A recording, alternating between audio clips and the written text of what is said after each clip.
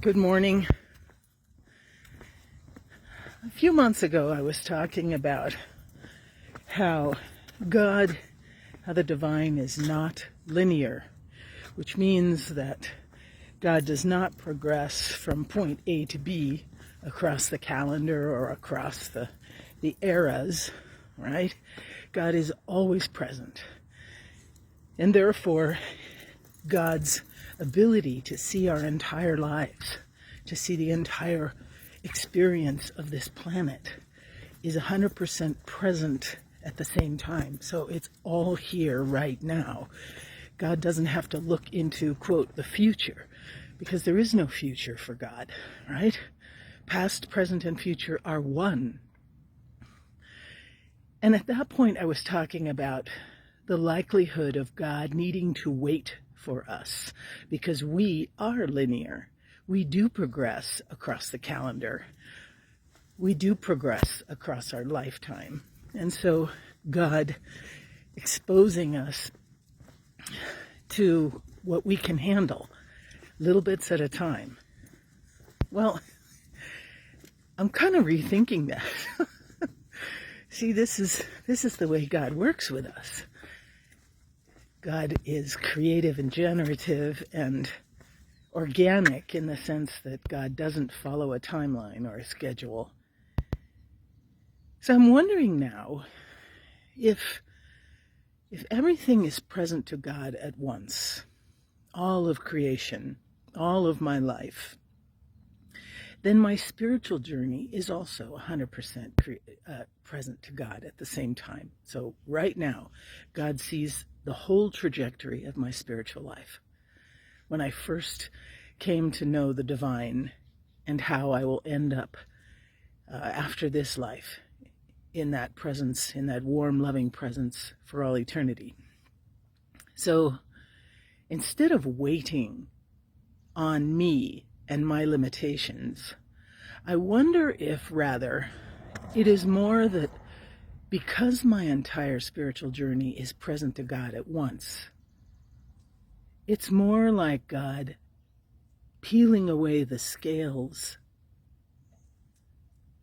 on my eyes, on my spiritual eyes, or on my heart, to what already exists. It's not that we progress and therefore become closer to God and know more about God, and that God reveals more. It's that this whole entire relationship is present start to finish already. Because I'm limited by time, and I progress through time in a linear fashion, I don't know it that way, but it is already there. So my entire experience of the divine is present right now. So these scales, the story of St. Paul, how the scales had to be removed from his eyes before he was able to experience the divine completely. I wonder if that's more what this is like. That my whole spiritual journey, being present to the divine at once, God seeing the entire experience of my life, and me still plodding through day-to-day experiences. Maybe it's connecting my limited vision to the unlimited vision of the divine, and that my experiences in prayer are rather an evolution than a progression into what already is, this experience of the divine that already exists and has existed for my entire existence, my entire life experience, before I was born. I don't know. Am I getting too abstract? I just really keep chewing on this. My entire experience present to the divine all at once. So the limitations on my part are not limitations on God's part. And how does God meet me there in the middle? This evolution of what already is, I'm being exposed to each time I connect with the divine in the solitude and quiet of my prayer. deepening of my understanding of what already exists, and my absolute inability to control any of it, right?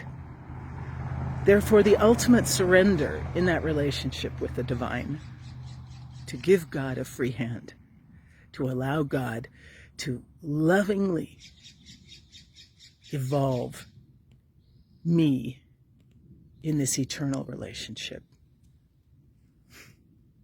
That's a lot to chew on.